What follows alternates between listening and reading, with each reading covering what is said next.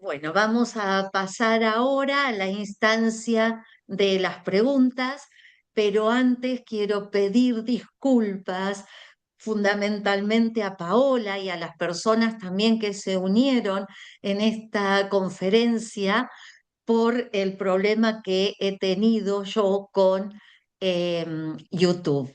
Pero ya lo vamos a solucionar. Ahora recibirán en dos enlaces la conferencia completa. Bienvenido, Marcos. Vamos a iniciar entonces ahora las preguntas.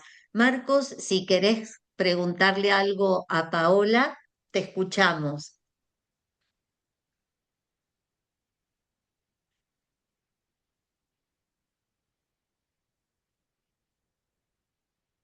No sé si querrás preguntar algo por escrito, por el chat. Bueno, mientras tanto, mientras vamos pensando, em, te quería comentar que me llamó en un sentido la atención lo que empezaste diciendo en la conferencia, no por zona geográfica, ¿no? Sino que estuvieran esos textos no solo traducidos al latín o con fuente latina, sino en armenio. ¿Qué nos podés comentar acerca de esto? Quien se ha especializado en armenio dentro de nuestro grupo filónico es Estefanía Sotocorno, creo que dio una conferencia para GEM también, no recuerdo, Estefanía, que es filósofa e Sí, historiadora.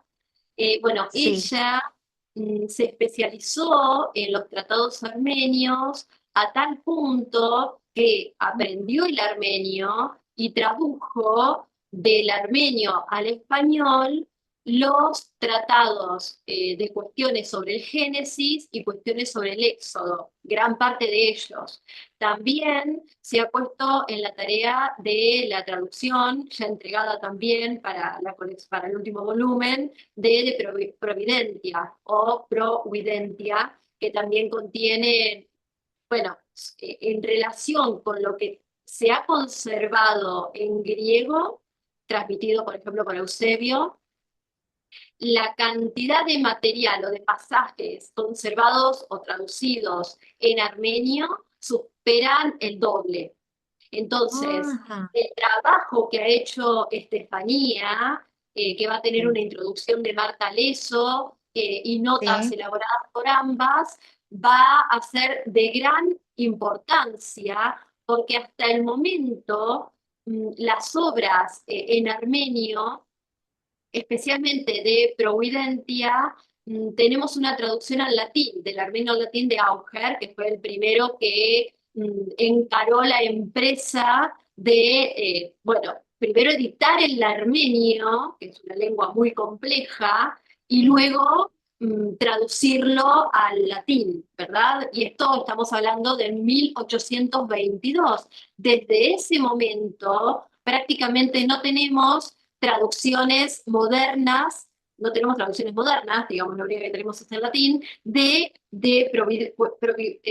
Providentia, que la importancia de este tratado reside fundamentalmente en aquello que ha sido de problemática bastante debatida desde el 2018 en adelante, a partir de una obra publicada que ganó premios, de hecho, por Maren Miehoff, quien publica una obra que luego se traduce al año siguiente, en el 2019, se traduce al alemán, publica una obra titulada La biografía intelectual de Filón de Alejandría.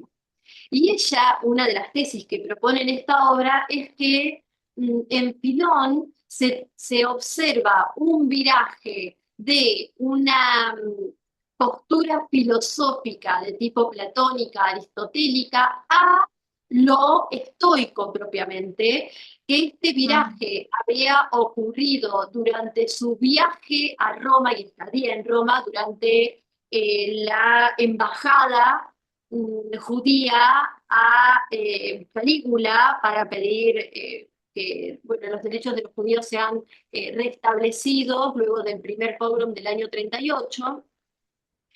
Viejo propone justamente que esa estancia en Roma le habría permitido a Pilón tener contacto con los estoicos, ya sean sus textos o con estoicos que estuviesen en formación en aquel entonces, y eso habría provocado en él una influencia que luego podría observarse en sus tratados como la Providencia, ¿sí? Esto ha generado muchísima discusión, en principio porque ya un autor que para nosotros es un pensador indispensable que nos ha acompañado en los primeros congresos de Filón de Alejandría. Hoy en día es una persona ya mayor que vive en Francia, que es Carlo Levi, quien bueno, ha escrito mucho en francés él sobre Filón de Alejandría.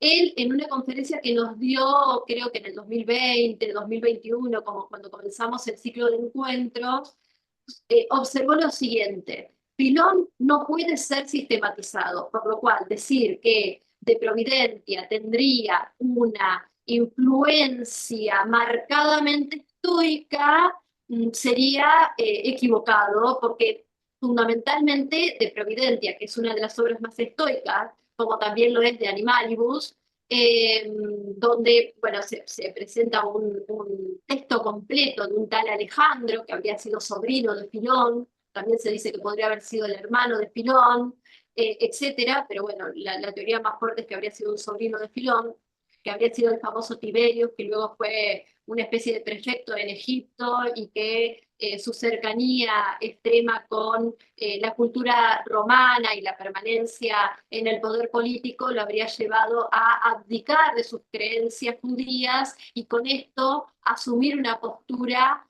a favor de ciertas prácticas romanas que los judíos nunca permitirían, ¿no? Pero bueno, en estas dos obras hay una marcada tendencia o influencia del estoicismo a lo largo de las mismas.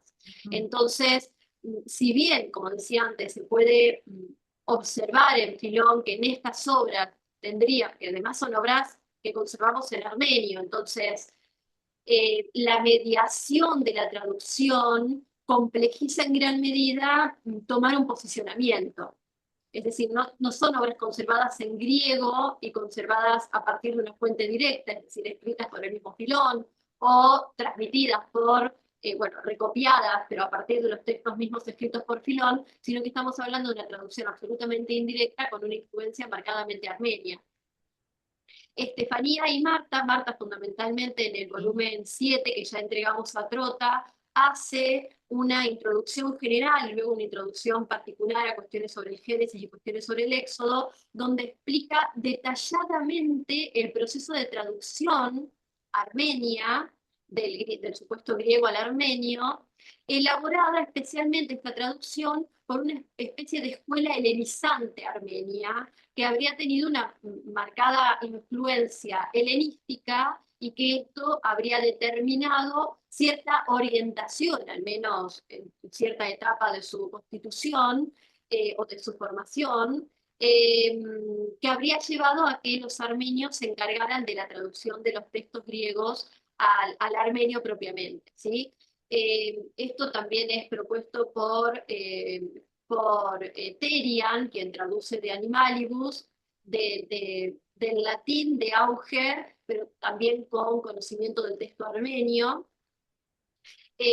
quienes observan esta cuestión, digamos, la mediación de la traducción, en principio, pone en duda, al menos, mm, eh, digamos, cuál es la escuela efectivamente estaría atravesando estos tratados, ¿verdad? Es decir, desde el punto de vista sistemático, cómo se pretende hacer ver de Providentia o de Animalibus como estrictamente estoica, como también se piensa que los tratados sobre las leyes, alegoría de las leyes, son predominantemente platónicas, lo mismo que, etcétera. Entonces, esta cuestión de sistematizar el pensamiento filónico ha generado en gran medida disrupciones, debates y posiciones divididas en el campo académico de Filón de Alejandría en este momento actual. Digamos, incluso una obra del 2024, editada, entre otros, por Michael Cover, contiene al menos tres capítulos eh, que marcan unos de Niehoff, quien defiende efectivamente la postura de la tendencia o del cambio de orientación en el pensamiento de Filón hacia el estoicismo en la última etapa de su vida, digamos, a partir del 40 en adelante. Filón se habría vuelto Sí. estoico. Eh, y otros dos capítulos más que mantienen una posición relativamente intermedia, digamos. Esta posición de Niehoff ha traído eh, complicaciones a nivel de debate o de discusiones porque hay posicionamientos a favor, en contra o intermedios, ¿no? Y otros dudosos también. Sí. Que sí observan en Filón una marcada tendencia estoica a partir de la traducción armenia, pero que sin embargo tenemos otros textos que habrían sido escritos también con posterioridad, como son, o junto con estos tratados filosóficos, porque Providentia y de Animalibus forman parte del grupo de tratados filosóficos, de la sección de tratados filosóficos de Filón, que habrían sido escritos en contemporaneidad, antes o después de la Embajada Gallo de Filón o Contraflaco de Filón. En la Embajada Gallo de Filón también se ha tratado de observar una tendencia estoica, especialmente en la elaboración teatral del relato de la embajada. Ujú. Digamos, la Embajada Gallo hace una puesta en escena teatral de las vivencias o la experiencia con discursos y demás que habría tenido Filón durante la embajada. La otra cuestión que tienen estos tratados armenios, que no es la embajada, sino de Providentia y de Animalibus, es que están escritos a modo de diálogo. Son los únicos, prácticamente los únicos dos casos, pueden existir otros, de trabajos filónicos escritos expresamente en diálogo. Entonces, Sí. son muchos detalles que en principio no se duda de la autoría de Filón, de estos tratados de traducción armenia, pero sí hay cambios a nivel de género y a nivel estilístico y a nivel también de pensamiento ideológico que muestran eh, una sistematización de su pensamiento que no se puede ampliar al resto de su corpus. Ese es el problema, Ajá. no se puede ampliar al resto de Sí. su corpus. En general, Filón utiliza influencias o filosofías tanto estoicas propiamente, aristotélicas, platónicas, pitagóricas, y muchas veces están mezcladas en sus textos, de ahí que no se pueda hablar de sistematizar su pensamiento. Y esta cuestión de que justo de Providentia o de Animalibus sean tan Tan excesivamente específica. estoicas, Ujú. bueno, llama la Sí, atención, al menos llama la atención, pero su sí. atribución es evidente. Interesantísimo, Paola, interesantísimo porque también es, bueno, para todas las personas que nos escuchan, muchas ya lo saben porque muchas son traductoras, traductores, pero para quienes se inician en esta cuestión, o sea, es un llamado de atención con respecto a los textos, porque incluso, o sea, yo recuerdo cuando empecé allá en el año 84 con Medieval, junto con Valentín Crico, que empezamos a buscar las obras de Filón y solo las teníamos en francés, ¿no? Y o sea, solo tuvimos nosotros en aquellos años acceso a una traducción en francés que, bueno, la traduje unas partes para trabajar con los y las estudiantes, y después conseguimos también una bilingüe, pero al francés en aquellos años. Y ahora tenemos todo esto del trabajo que están haciendo y que me parece relevante porque tengo pendiente la entrevista a Marta, poder hacer por ahí una mesa con Estefanía y con Marta, ¿no? Pero bueno, siguiendo con las preguntas, esto como proyecto para que no quede solo en esta exposición, sino poder abarcar esos otros aspectos que también nos has adelantado. Me llamó también la atención, bueno, lo otro está dicho por vos en la conferencia, sobre el acceso que tenemos, que falta un 75% de la obra. Por eso, ¿no? Es para prestar atención a esto. ¿Qué leemos cuando leemos a Filón? Sí. Claro, en términos estrictos, tenemos 50 obras conservadas y según el conteo de los académicos que se han encargado del proceso de recolectar información sobre tratados perdidos o libros perdidos o fragmentos, tenemos aproximadamente un total de 70 o 75 obras que habrían sido escritas por Filón de Alejandría. Entonces, de esto tenemos un 50 conservado y de un total de 75, ¿no? Sí. En este sentido, las obras conservadas tienen una particularidad interesante que de alguna manera fue dicho muy rápidamente durante la conferencia, que es la siguiente. Filón anticipa la escritura o la existencia de algún libro. Entonces, Ujú. por ejemplo, en el caso de los tratados correspondientes a los tratados históricos propiamente, es decir, Plato, la Embajada Gallo, etcétera. En la Embajada Gallo, en el pasaje último, son más de 300, en el último pasaje, Filón anuncia que él ha escrito un libro dedicado a las calamidades que pudo haber atravesado Ujú. Calígula luego de su desprecio a los judíos, ¿no? En el inicio de Contraflaco dice que él también escribió un tratado anterior que refiere a las persecuciones sufridas por los judíos durante la prefectura de un tal Sejano, de un prefecto de Egipto. Sí. Entonces, esto da cuenta de, bueno, hasta qué punto el material conservado refleja a ciencia cierta el pensamiento de este autor. Y junto con esto, podemos deducir, como decía antes, bueno, tenemos tratados que son casi exclusivamente estoicos. Es posible que Filón haya decidido en algún momento de su producción eh, dar cuenta de algún tipo de puesta en práctica de teorías vigentes en aquel entonces que abarcaran un tratado completo. Por ejemplo, de Animalius. De Animalius es uno de los más explícitos en este sentido. ¿Por qué?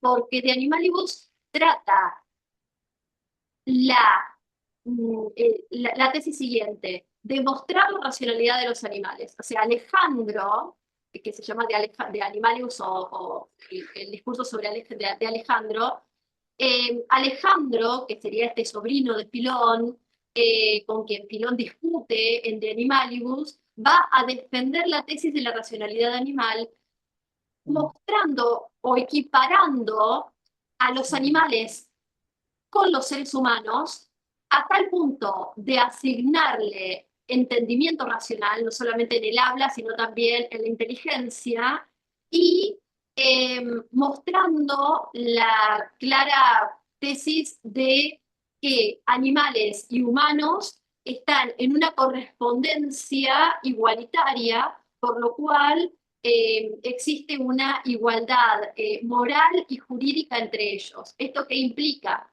Que si el Génesis nos dice no comer, o sea, el hombre podrá comer de todo lo existente, animales y vegetales que ha sido creado por Dios, la tesis de Alejandro nos va a venir a decir, dado que existe una igualdad racional entre hombres y animales, y dado que Dios fue quien propugnó esa igualdad, los creó iguales, los hombres no tienen mayor jerarquía sobre los animales, como el Génesis propone, sino que esa jerarquía sería igualitaria, ¿no? Porque ambos poseen razón. Entonces, el humano no debería poder comerse a discreción a los animales.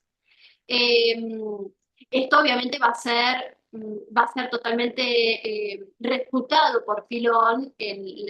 Digamos, el animal se divide en dos partes, en una parte que es el discurso de Alejandro y luego viene la refutación propiamente de Filón, que dice que es imposible mm, eh, manifestar esta igualdad dado que solamente Dios creó al hombre con logos, ¿no? Con razón, y en todo caso lo que se puede observar en los animales, como el mono que logra tener habilidades en el circo y aprender y ser domesticado, forma parte de su constitución natural, ¿no? Entonces, este debate que es marcadamente estoico, pero que al mismo tiempo, en la parte final, Filón vuelve un poco a las tesis más de tipo platónico-aristotélicas, deja en claro que, bueno, los tratados perdidos y las traducciones del armenio del griego al armenio podrían mostrar, sí, una posible casi práctica filónica de poner en juego tesis del momento, que luego vamos a encontrar en Plutarco, por ejemplo, esta cuestión de respetar la existencia animal y en este sentido no consumir su carne, ¿no? Que también es cuasi pitagórica, o Porfirio también lo va a manifestar en algunos de sus discursos. Esto genera la incertidumbre de no saber qué tratados se conservaron y de no poder leer tratados completos, es decir, en su secuencia completa. Pasa con los tratados históricos propiamente, es uno de los más complejos en este aspecto, porque Filón es uno de los únicos que transmite relata eventos históricos que él mismo atravesó, es uno de los únicos autores alejandrinos hasta el momento del siglo I que comenta estas cuestiones, el resto de la historia la tenemos en papiros. Pero al mismo tiempo, cómo lograr reconstruir de manera plena su pensamiento si aproximadamente un 25 o 30% de su obra no se conserva, con la posibilidad ¿Cuál? de que ese 25 o 30 se amplíe, porque es lo que conocemos hasta el momento. Claro. Entonces, los fragmentos de alguna manera vienen a dar cuenta de esto, de Ujú, que fragmentos que no han sido identificados que no se pueden atribuir a ninguna obra. Es más, estos fragmentos, la característica que tienen es que muchos de ellos, especialmente los de Sacra Paralela, son de tipo sentenciosos. Filón, ujú. hasta el momento no tenemos una obra que contenga frases de tipo sentencia, ¿no? Eh, entonces, podemos suponer que tal vez Filón también escribió tratados o cortos o más largos donde estaban donde estaba incluido este tipo de género. Claro. En fin, digamos, la reconstrucción del corpus completo de Filón es sumamente ardua, compleja y que Sí. eh, nos abre un montón de interrogantes acerca de bueno, la reconstrucción propiamente de su producción y de su pensamiento fundamentalmente. Sí. No sé si Beatriz o Marcos quieren hacer alguna pregunta porque no quiero que nos extendamos demasiado en el tiempo. Habría muchísimo para seguir comentando, pero prefiero darles la voz a alguno de ustedes.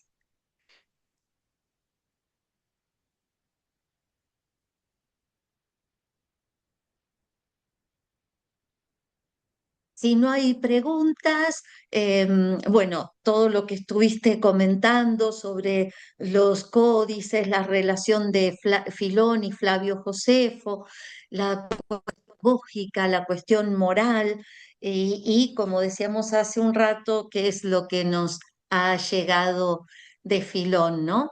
Em, Ay, gracias, Beatriz, que te felicita por el trabajo realizado y darte lugar para que amplíes o comentes algo que, en lo que quieras profundizar o agregar, Paola. No, simplemente agradecer, Susana, agradecerte a vos, al Grupo GEN, como decía en el inicio de la conferencia, por brindarnos estos espacios tan significativos y para justamente permitirnos transmitir este amor que tenemos por Filón de Alejandría, por la filología, por la importancia de la lectura de las fuentes en su lengua original, que esto es muy significativo, que es de alguna manera también las líneas de investigación que tratamos de llevar a cabo en la Universidad de La Pampa, por también permitir que se dé a conocer cada vez más este trabajo que estamos haciendo con las obras de Filón de Alejandría, que fue iniciado, como ya había dicho en una conferencia anterior o en una charla anterior, por el queridísimo José Pablo Martín. Él fue quien Sí, trajo a Filón de Alejandría a sí, nuestras tierras. Anteriormente Triviño también llevó a cabo una traducción completa de las obras de Filón, a excepción de estos, bueno, de los fragmentos y de los tratados que han sido traducidos a otras lenguas. Triviño solamente tradujo del griego al español. Entonces, esta oportunidad de poder dar a conocer el trabajo de investigación que hace un grupo tan comprometido con el conocimiento y con la filosofía antigua, desde su punto de vista más de tipo filológico, nos ayuda muchísimo a comprender la importancia de la antigüedad y cómo muchas veces la antigüedad termina dando respuesta a interrogantes actuales, ¿verdad? Eh, Recuerdo el año pasado cuando daba una conferencia o una ponencia o una exposición sobre de Animalibus, comenzaron a surgir preguntas que estaban directamente relacionadas con la situación de los animales o la relación entre humanos y animales que hoy en día estamos atravesando y que hace varios años se observa un cambio de paradigma en ese sentido, ¿no? Del respeto al animal y de un trato mucho más acorde con la vida. Entonces, permite, digamos, pensar la antigüedad, permite pensar la actualidad y a su vez también encontrar respuestas y entender que muchas veces la antigüedad contiene elementos que son bastante parecidos a los nuestros en la actualidad, ¿no? Y eso ayuda a poder identificarnos con ellos y a encontrar otras vertientes y abrir nuevos interrogantes para pensar el futuro, ¿no? muchísimas gracias, Paola. Me encantó todo, la conferencia, todos los datos que nos ofreciste. Y quiero decirles a las personas que miren las entrevistas que si tienen alguna pregunta para hacerle a Paola, bueno, la remitan al mail de difusión nuestro, que se la haremos llegar a Paola. Muchísimas gracias Marcos, muchísimas gracias Beatriz por acompañarnos y bueno, esperemos poder continuar con esta temática que ha dado para continuar, para seguir, valga la redundancia. Gracias Paola de corazón, Muchas gracias. gracias, Gracias Susana. Marcos, gracias Beatriz, gracias.